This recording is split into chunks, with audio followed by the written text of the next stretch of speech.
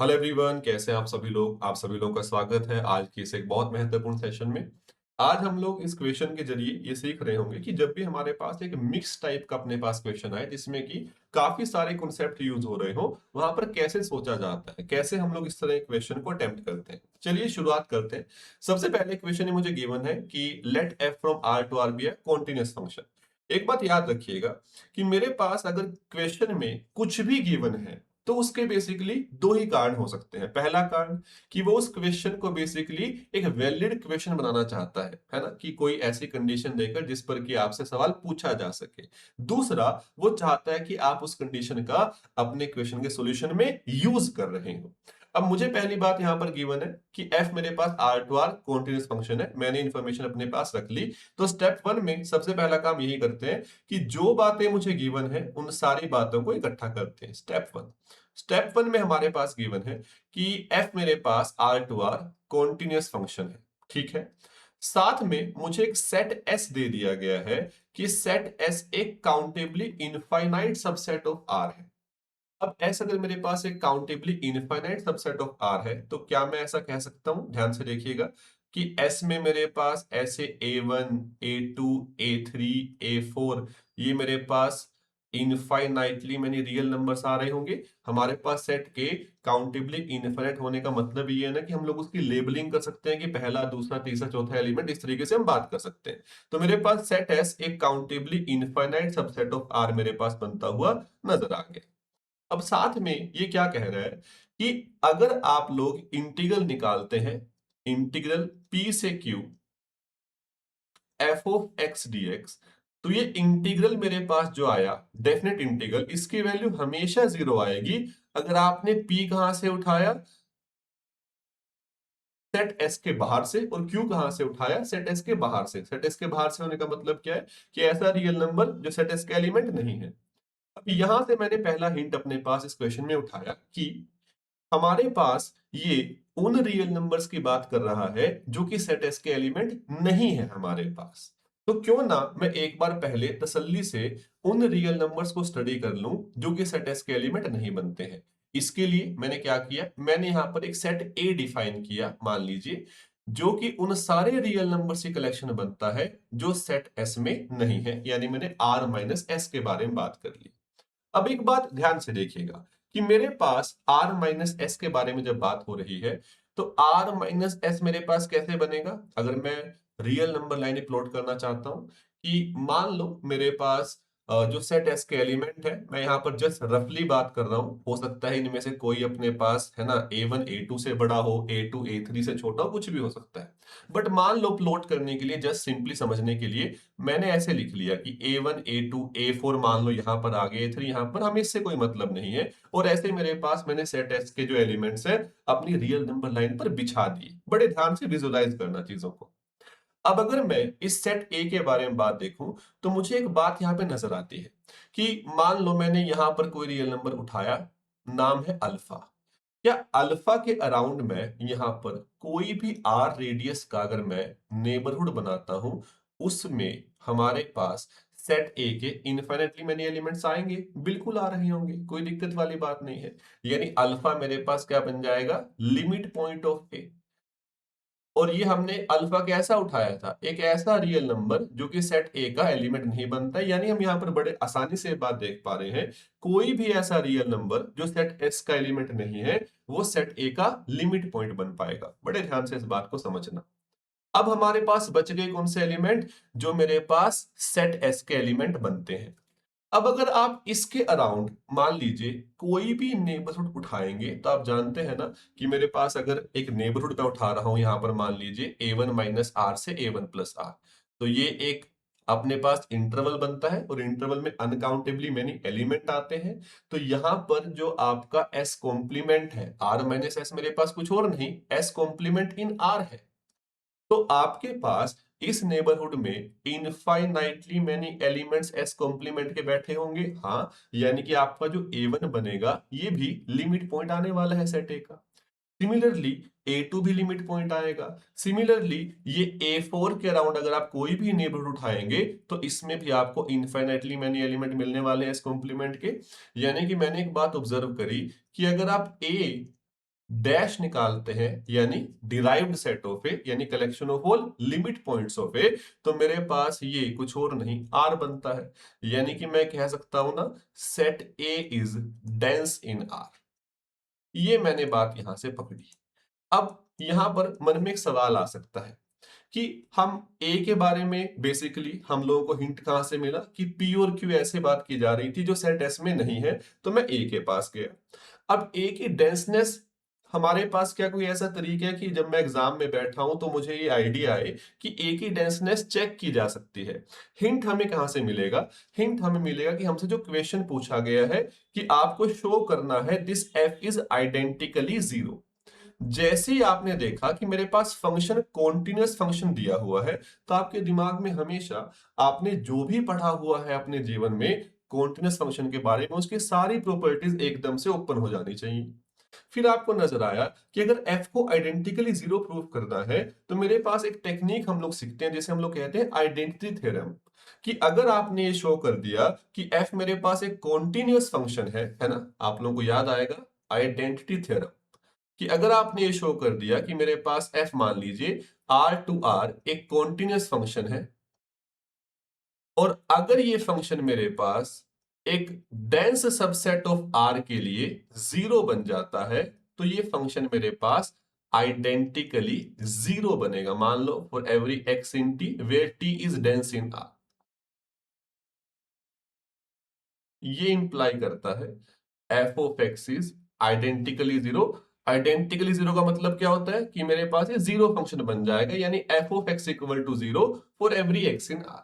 है ना? बड़ा सिंपल सा है, इसका प्रूफ भी बहुत सिंपल सा है, बट एक स्टैंडर्ड अपने पास आइडेंटिटी थ्योरम एक रिजल्ट होता है, तो ये सभी को आने चाहिए। प्रूफ करना है तो आप लोग बड़े आराम से सीक्वेंशियल क्राइटेरिया का यूज करके इसको प्रूफ कर सकते हैं, कोई बड़ी चीज नहीं है। बट हम अपने क्वेश्चन पर अभी रहते हैं, है ना?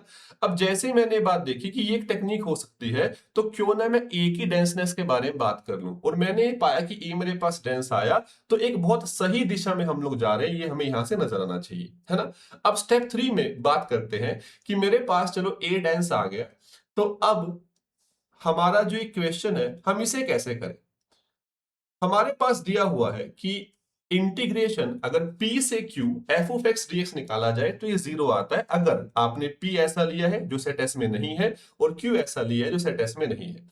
तो एक काम करते हैं कि मैं पहले p फिक्स कर लेता हूं, है ना? Fix any p belongs to a। जैसे आपने p a में से लिया, इसका मतलब है दैट इज p मेरे पास सेट s में तो नहीं होगा।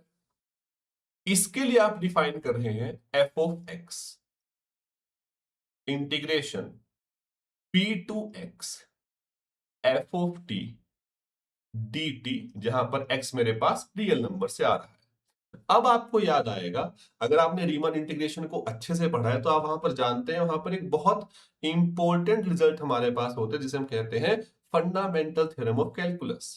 हमारे पास ये जो स्मॉल f फंक्शन है ये कॉन्टिन्यूअस गिवन है, सभी लोगों को याद आया। हमारे पास जो बातें गिवन थी उनमें से हम लोग इस बात का यूज कर चुके हैं कि s मेरे पास एक countably infinite subset of r अगर आता है, तो हमने बेसिकली ये देखा कि उसका कॉम्प्लीमेंट पक्का डेंस आ रहा होगा, है ना? ये बात मेरे पास सच आ रही होगी। अब यहां पर एक बात हम लोग देख पा रहे हैं कि अगर f मेरे पास मुझे कॉन्टिन्यूअस गिवन है ना, तो मैं यहां पर उसका यूज कैसे करूंगा कि हम लोग यहां पर f कॉन्टिन्यूअस गिवन है, तो फंडामेंटल थ्योरम ऑफ कैलकुलस का यूज कर सकते हैं, जिसका कहना यह होगा कि आपका अगर स्मॉल f एक कॉन्टिन्यूअस फंक्शन है, तो ये इंप्लाई करेगा कि आपका जो f डैश x आएगा वो आएगा equal to f of x for every x in r by using fundamental theorem of calculus. हम लोग वो यहां पर यूज कर रहे हैं जिन लोगों को फंडामेंटल थ्योरम ऑफ कैलकुलस अच्छे से आती है, बहुत अच्छी बात है। नहीं आती है तो एक बार पढ़ लीजिएगा, अगर पढ़ने में और समझने में कोई भी दिक्कत आती है तो मुझे बता दीजिएगा, हम उसे डिस्कस कर लेंगे। बट स्टैंडर्ड रिजल्ट है, हमारे क्वेश्चन के बीच में आ रहा है तो हम यूज कर रहे हैं। वहां पर सिंपल कहानी है, अगर स्मॉल f मेरे पास कॉन्टिन्यूअस फंक्शन आता है तो कैपिटल F मेरे पास उसका डेरिवेटिव लेने पे f ऑफ x के इक्वल आ जाता है ना? अब यहां पर एक बात ध्यान से देखिएगा कि अगर ये बात मेरे पास सच आ रही है, तो मैं इस कैपिटल F ऑफ x के बारे में कुछ बातें अब जानता हूं। क्या कि कैपिटल एफ ऑफ एक्स मेरे पास बराबर आता है small P to X F of T D T की। अगर आप लोग यहां पर ये जो स्मॉल एक्स है ये एक ऐसा एलिमेंट उठाते हैं जो सेट एस का नहीं है, तो क्या आप देख पा रहे हैं कि capital F of X is equal to 0 आएगा for every X does not belong to S. जो जो एक्स मेरे पास सेट एस में नहीं आएंगे, अगर आपने वो एक्स यहां पर चूज किए रियल नंबर्स में से, तो ये इंटीग्रल पक्का 0 आएगा। क्यों? क्योंकि आप देख पा रहे हैं इसका यूज हो चुका, इसका यूज हो चुका। अब ये जो बात हमें गिवन है, जो कि अपने आप में देखने में ही बहुत महत्वपूर्ण बात लगती है, इसका यूज भी तो करना होगा ना। कि P मेरे पास अगर S में से नहीं है, Q मेरे पास S में से नहीं है, तो ये इंटीग्रल पक्का 0 बनेगा। जब मैं इस इंटीग्रल के बारे में यहां पर बात कर रहा हूं, तो मुझे पता है कि ये P तो S में है ही नहीं, है ना। हमने चूज ही ऐसा किया था ना। आप लोग देख पा रहे हैं कि स्मॉल p कैपिटल A से आता है, यानी P S में नहीं है। तो हमारे पास यहां पर आपका जो कैपिटल F ऑफ x है वो 0 आएगा for every x does not belong to s। अब यहां पर इसे मैं ऐसे भी कह सकता हूं ना कि वो सारे x जो s कॉम्प्लीमेंट में बैठे हैं, या फिर ऐसा भी तो कह सकता हूं ना वो सारे x जो मेरे पास a में बैठे हुए हैं, हम उन्हीं के बारे में तो बात कर रहे हैं।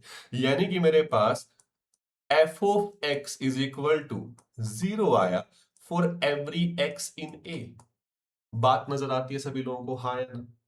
अब अगर ये बात मेरे पास सच आ रही है, ध्यान से देखिएगा, स्मॉल f हमारे पास क्या था, स्मॉल f मेरे पास आया था कॉन्टिन्यूअस।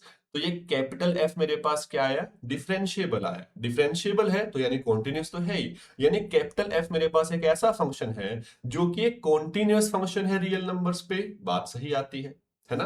ये डिफाइन कहां किया गया था, रियल नंबर्स पे। यानी कैपिटल F एक ऐसा फंक्शन है जो कि कॉन्टिन्यूअस फंक्शन है रियल नंबर्स पे, और वो मेरे पास बन जा रहा है 0 एक डेंस सबसेट ऑफ R पर। यानी कि मेरे पास बाय यूजिंग आइडेंटिटी थ्योरम हम यहां पर ये क्लेम कर रहे हैं, या फिर हम लोग यहां पर बेसिकली इंप्लीकेशन दे रहे हैं, क्योंकि स्टैंडर्ड थ्योरम मेरे पास जो आती हैं उनका हमें प्रूफ देने की आवश्यकता नहीं होती अपना सॉल्यूशन लिखते हुए।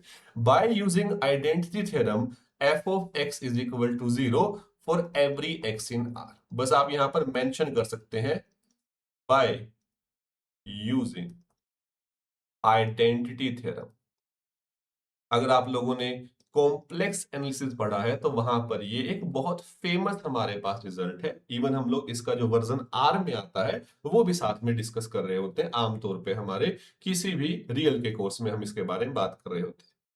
अब हमारे पास जैसे ये बात निकल कर आई, अगर f of x equal to 0 है for every x in real number, तो f डैश x क्या बनेगा, ये भी 0 बनेगा for every x in real number. और f डैश x किसके बराबर है, हम लोगों ने यहां पर जब बात की थी FTC की, यानी फंडामेंटल थ्योरम ऑफ कैलकुलस का यूज करके हमने बात की थी। It implies f of x is equal to 0 for every x in real number, यानी कि f मेरे पास आइडेंटिकली 0 बन रहा होगा। आई होप सभी लोगों को हम लोगों ने इस क्वेश्चन में जो भी बातें डिस्कस की वो सारी क्लियर हुई होंगी। मेनली इस क्वेश्चन का जो अपने पास फंडा था, आप देख पा रहे हैं कि जैसे आपने यहां पर देखा कि f को प्रूव करना है आइडेंटिकली 0, तो दिमाग में आना चाहिए कि हमारे पास आइडेंटिटी थ्योरम का यूज हो सकता है। नॉट इन एस के बारे में बात हो रही है तो आप कहीं ना कहीं एस कॉम्प्लीमेंट, यानी हमने जो सेट ए बनाया उसके बारे में बात कर सकते हैं। ए के बारे में बात की, ए मेरे पास डेंस आया, हमने यूज किया फंडामेंटल थ्योरम ऑफ कैलकुलस का, और उसका यूज करके हम लोग फाइनली प्रूव कर पाए कि एफ मेरे पास एक आइडेंटिकली 0 फंक्शन बन रहा होगा। अपने आप में बहुत प्यारा क्वेश्चन है ना। ऐसा क्वेश्चन आमतौर पे हमारे जो एग्जाम्स हैं, जैसे कि नेट का एग्जाम हो गया, गेट का एग्जाम हो गया, आईटी जैम का एग्जाम हो गया, उनमें आने वाले बहुत अच्छे क्वेश्चंस में ये क्वेश्चन शामिल हो रहा होगा। अभी तक इसके बारे में उतनी बातचीत हुई नहीं है, क्योंकि जब भी ऐसा क्वेश्चन आएगा तो उस एग्जाम के, है ना, जो टॉप मोस्ट क्वेश्चंस में से एक क्वेश्चन ये बन रहा होगा। बट आई होप जब भी ये क्वेश्चन अगर आप लोगों के सामने कभी आए, तो आप इस क्वेश्चन का जो मेन टेक्निक है वो वहां पे यूज कर पाए, है ना। सॉल्यूशन याद नहीं रखना है, टेक्निक याद रखनी है कि हाँ, क्वेश्चन को कैसे पार्ट्स में तोड़कर छोटी छोटी बातें पकड़कर हमारे पास हम उस क्वेश्चन को अप्रोच कर पाते हैं। तो यही सीखना हमारे यहाँ पर मेन टारगेट है, इसी को हम लोग यहाँ पर करने की कोशिश कर रहे हैं। आई होप आप सभी लोग यहाँ तक मेरे साथ हैं। जाते हुए मुझे बताते जाइएगा कि अगर आप लोगों को ये क्वेश्चन क्लियर होता है तो कमेंट सेक्शन में आप लोग मुझे बता सकते हैं। जब भी आपके कमेंट्स आते हैं, है ना, कि कभी कभी ऐसा हो जाता है कि बीच में कुछ टाइम में आपकी जो क्वेश्चंस है मैं वीडियोस नहीं ला पाता, बट अब मेरी कोशिश रहेगी कि हम जो अच्छे क्वेश्चंस हैं, जो हमें बेहतर कर रहे हो, वो लगातार साथ में डिस्कस कर रहे हैं। ठीक है? आज के लिए, अभी के लिए बात हम यहीं पे समाप्त करते हैं। बहुत-बहुत धन्यवाद। Thank you so much.